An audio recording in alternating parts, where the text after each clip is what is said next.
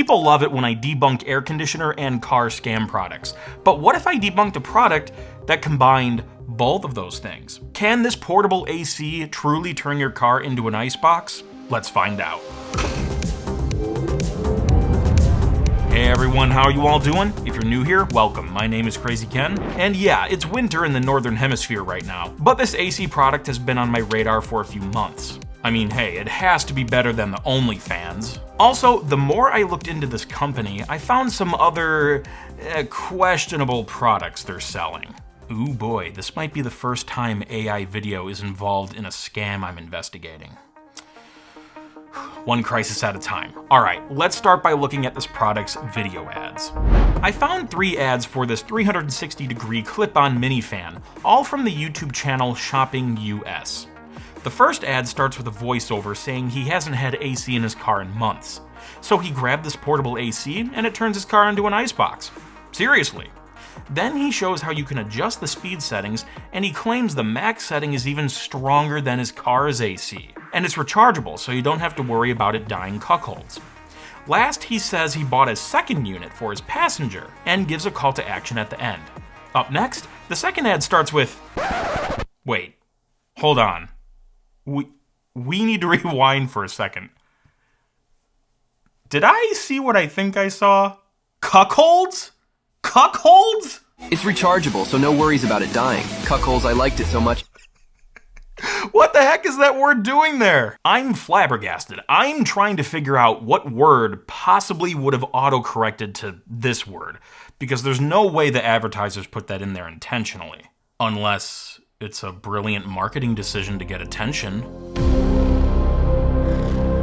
Before we get too distracted by this vocabulary, let's look at the other 2 ads. The second ad starts by saying, "Ain't had AC in my car for months." Ain't had AC in my car for months, but I ain't even stressing. And he says when you set this portable AC to high, it turns your car into an icebox, and he repeats the specs from the first ad.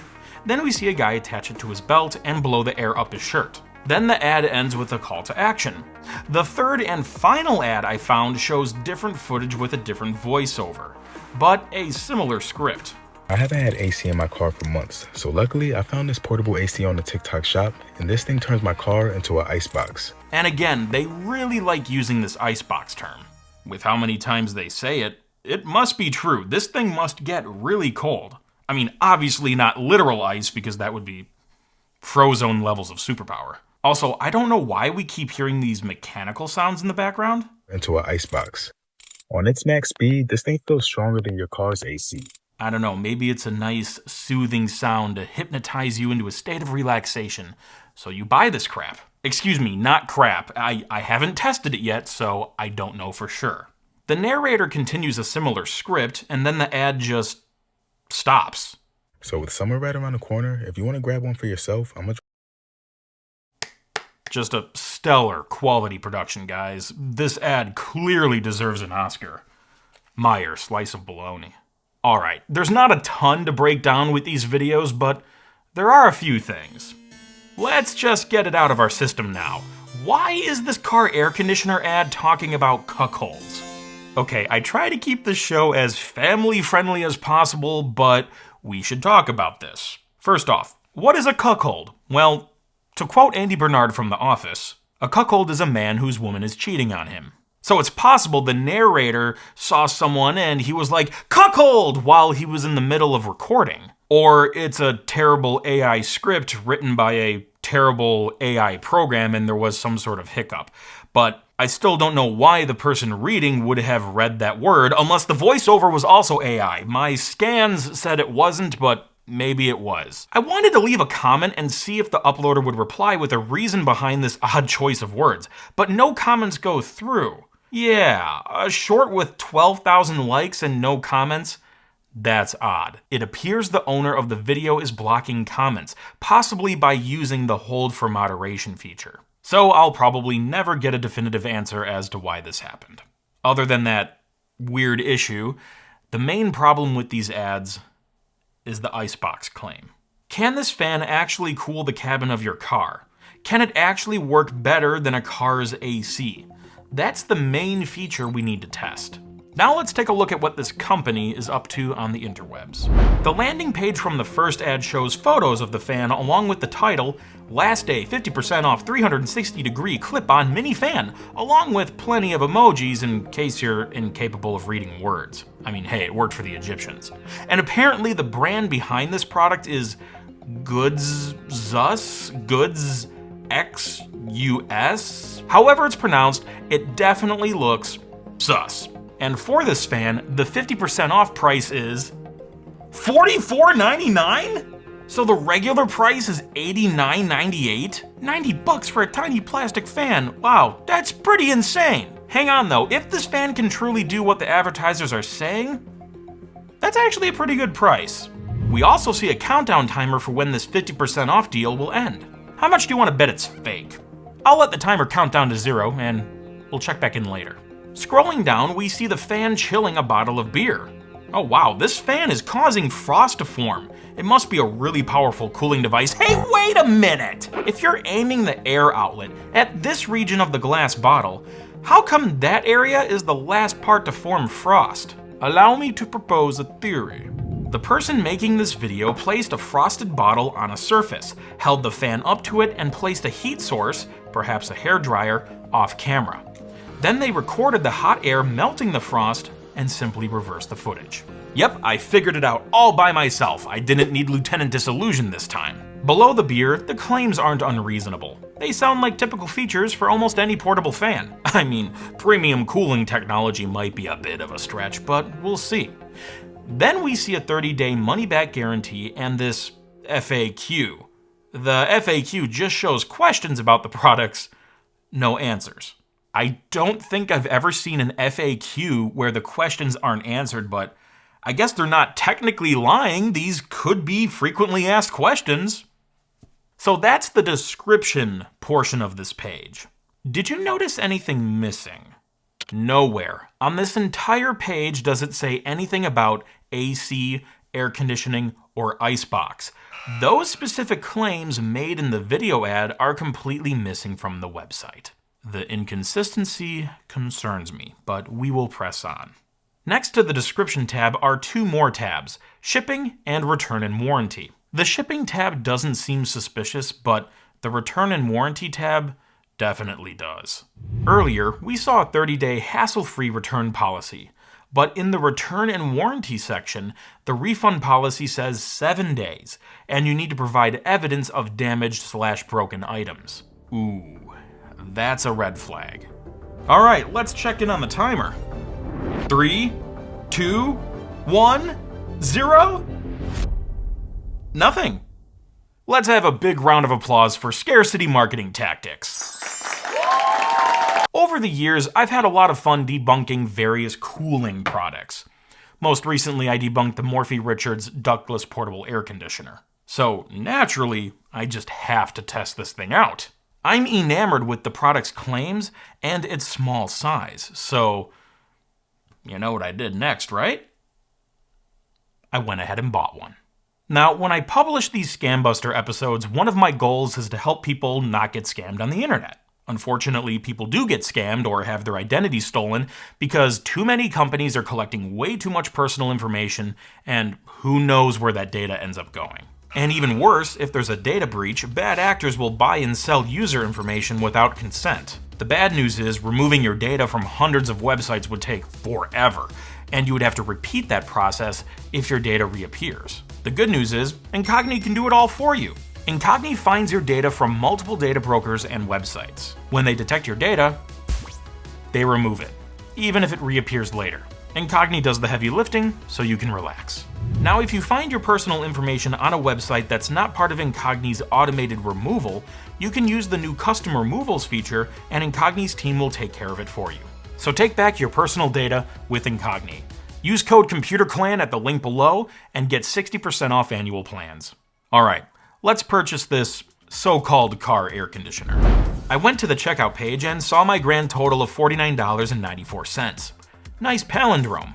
After questioning my life decisions for a few moments, I filled out my info and clicked the pay button. And boom! My order was complete. No post-transaction upsells, no pop-ups or anything. That's it? It was just that easy, huh? Then I got an email saying I authorized a payment to... Oh gosh, I almost said a naughty word out loud. But wait. How much did I pay? $87.39? What the heck? The website said I paid $49.94. I never forget a palindrome. I opened the PayPal email and examined the itemized receipt. It appears there was a $44.99 base charge. Then there was a compostable packaging charge of $3. Then there was a shipping protection charge of $4. Then there was a shipping charge of $24.22. Then there was an insurance charge of $11.18. We need shipping protection and insurance? These fans must be quite fragile. And the total is $87.39. That's completely scummy. Telling your customer one price and then charging them almost double behind their back. That's, Am I allowed to swear here? Just the once? Okay. All right. That is a huge move. Man, if you can't trust a company with sus in the name, who can you trust? I bet they're not even a BBB accredited business. Yep. Shocker. Well, any hoozle, the order is placed, so now all we have to do is wait for it to arrive.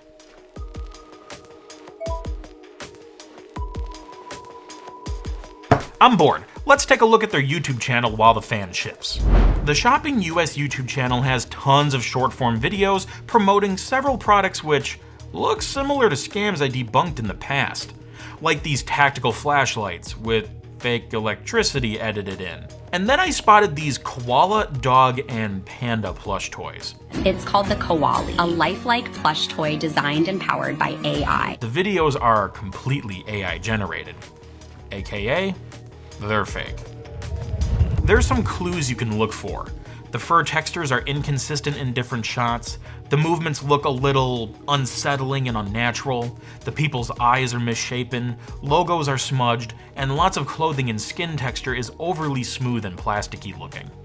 Also, what on earth is happening with this creepy panda head coming out of this fan? My goodness! Those are just some of the traits I look for when trying to identify AI-generated images or video. Others include misspelled words, a lack of symmetry where symmetry should be present, and inconsistent object quantities and placement of said objects between shots, like when the Coke truck's wheels kept changing in this amazing Coca-Cola ad.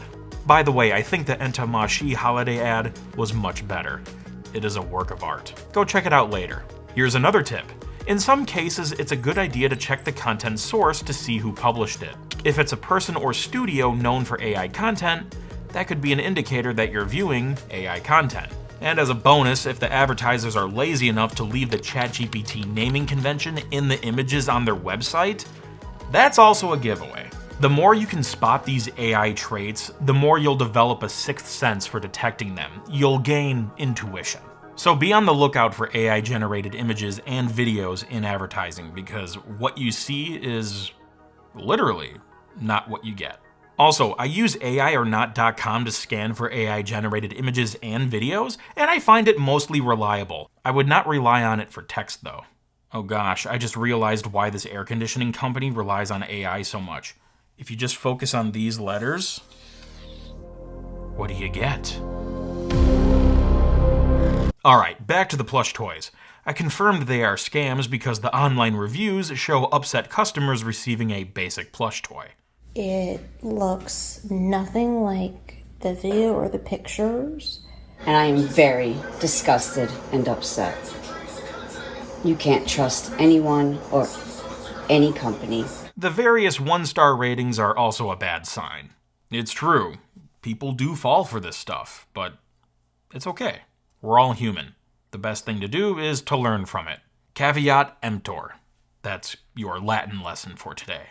But for the most part, the scammers are the ones to blame here. Hang on a second, let me just check that notification. And, oh, good. The shipment will arrive soon. It's definitely moving a lot faster than the Morphy Richards did. While it's in the home stretch, I think it's finally time we go a little bit deeper on a particular subject and address the elephant in the room.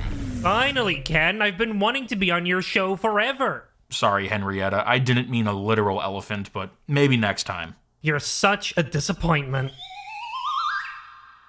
Yes, generative artificial intelligence. Generative artificial intelligence is AI that uses generative models to produce text, videos, images, audio, and other types of output. By now, I'm sure most of you have heard of ChatGPT or Sora. These are services that use generative AI. For the most part, I am not in favor of generative AI. And judging by the fact Merriam-Webster's word of the year is slop, referring to AI slop, I'm guessing many others feel the same. I prefer art, music, writing, videos, photos, etc. to be made by fellow humans. I love art and artists, and I think they need to be cherished and protected. You know, a couple years ago, I helped out this charity, and a girl drew this for me, and I love it.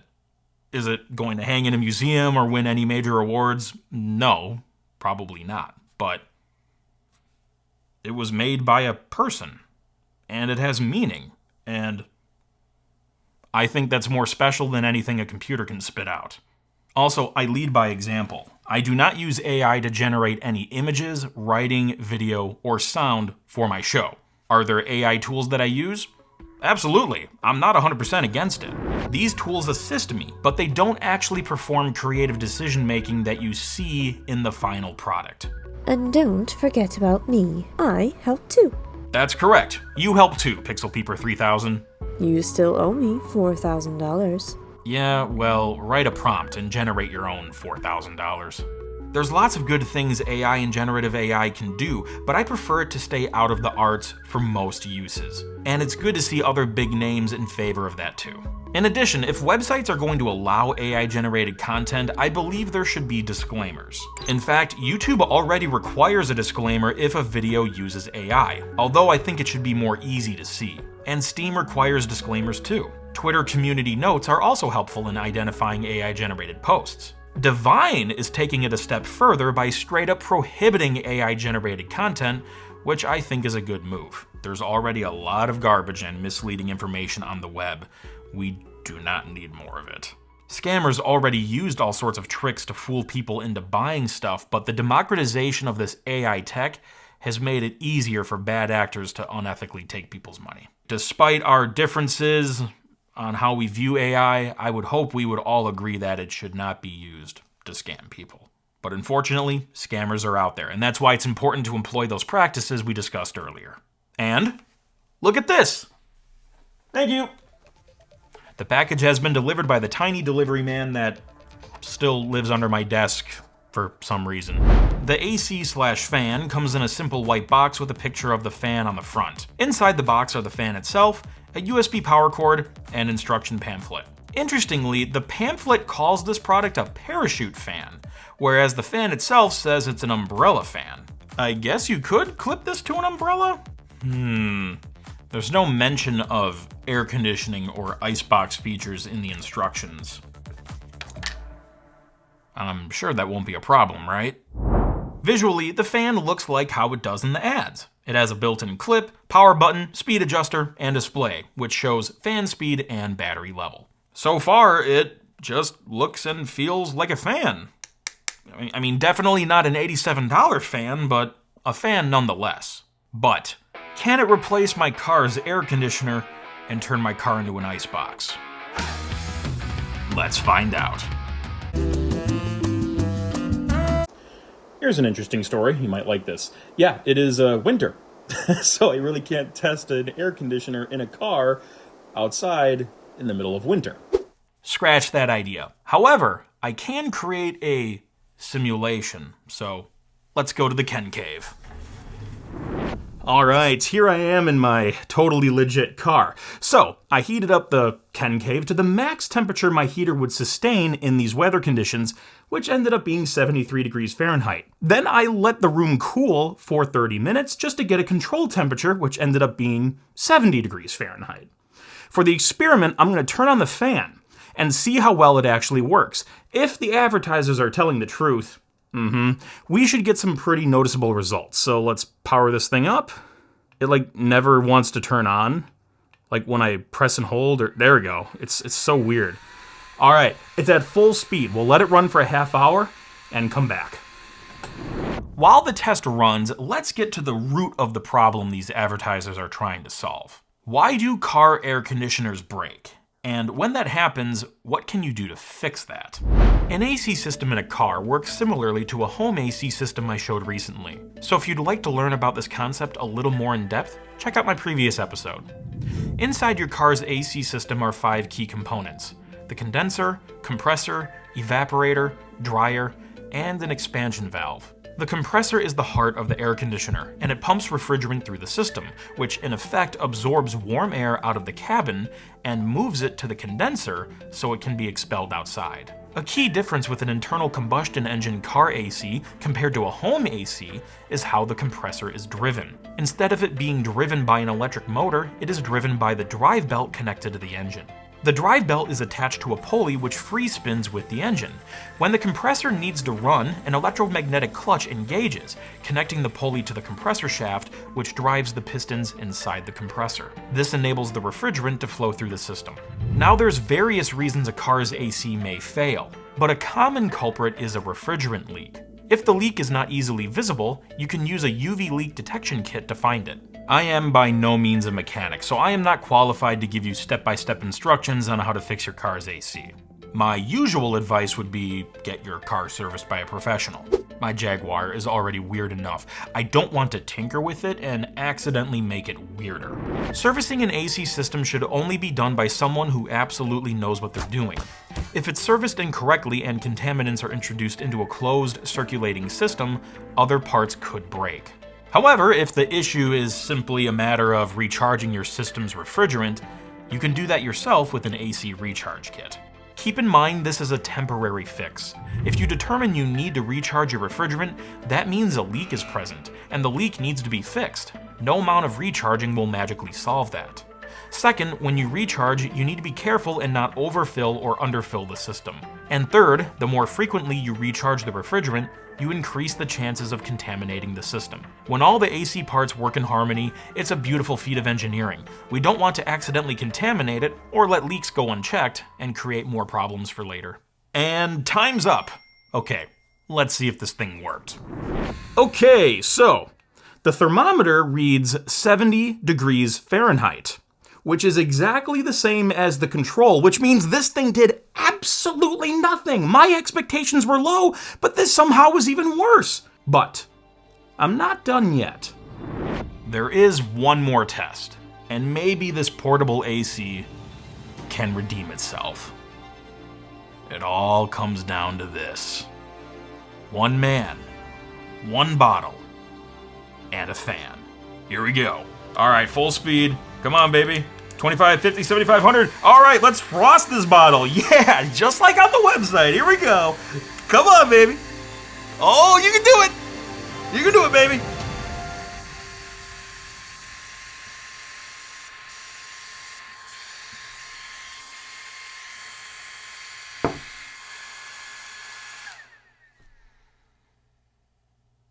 Well, that was a ripoff. Yeah, of course this thing doesn't work. I think we all knew where this was going, but now we know for sure. Don't buy this scam. And if you really want this particular fan, get it from AliExpress for $15.75 plus shipping. It's a way better deal than $87. And in general, be wary of those AI-generated advertisements. Which reminds me, this art, this real art, should hang up where it belongs. There. Now that is a masterpiece. Catch the Krazy and pass it on.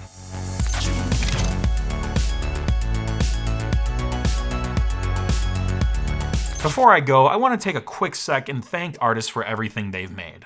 So, this goes out to artists who make great things with their heart, soul, and hands. Thank you. Seriously. And if you need to hear it, I'll say it. I've got your back. Keep creating. Catch you later.